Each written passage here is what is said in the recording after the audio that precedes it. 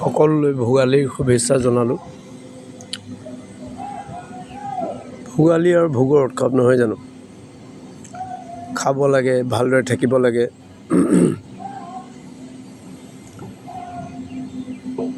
যিসকলে পাৰিছে আৰু খাইছে। আশা কৰোঁ আপোনালোকৰ কালি উৰুকা ভালে ভালে গ'ল। মাতটোতো গম পাইছে আৰু মোৰ এটা বেলেগ মাত হৈ গ'লগৈ। উপায় নাই। ৰাতিপুৱা সেই একেদৰে কামবোৰ আৰু কালি উৰুকা তেনেকুৱা বিশেষ একোৱেই নাই, নিৰামিষ ভাত।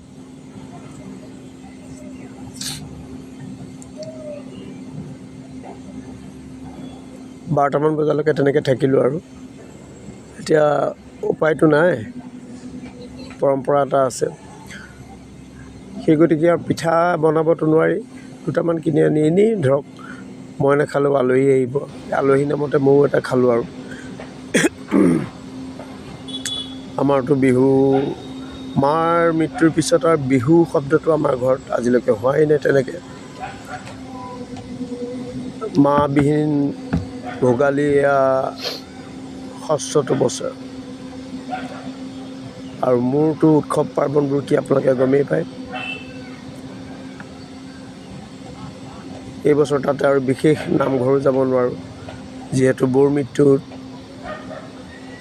আজি 4 মাহ 5 মাহ হৈছে। ঘৰতে এইদৰে আৰু কালি এনেকুৱা টেবুল চকী 4খনে কিনি আনিলোঁ। মই বোলো চাদৰ ওপৰতে খাম আৰু ভিতৰতো খুবেই ঠাণ্ডা। ৰাতিপুৱা নিত্যকৰ্ম যিবোৰ আৰু ঘৰ দুৱাৰ চাফ চিকুণ কৰা, গোসাঁই ঘৰৰ এইবোৰ চব ধোৱা, কালি কলপাত কাটি থৈছোঁ, আনকি ধূনা জ্বলাবলৈ নাৰিকলৰ বাকলি চব ৰেডি কৰি থৈছোঁ আৰু ৰাতিপুৱা উঠি সেই মাৰ তাতো গা পা ধুই আহি ঘোষা 3 ফাকি গালোঁ, মাতটো পৰা গাব পৰা নাই।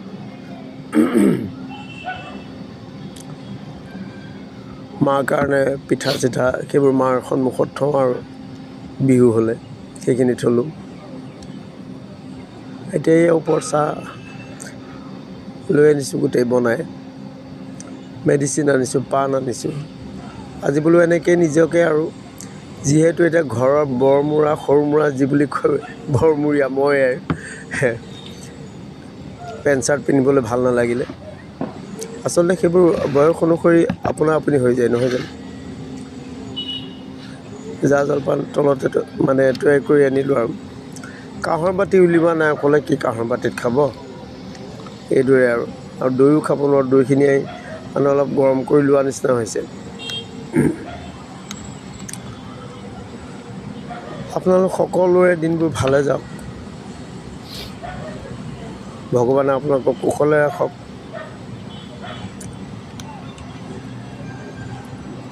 বিশেষনো আৰু কি ক'ব পাৰি নহয় জানো? আমি সাধাৰণ নৰমনুষ্য। আজি যাতে দিনটো ভালে ভালে পাৰ হওক তাৰে কামনা কৰিলোঁ আৰু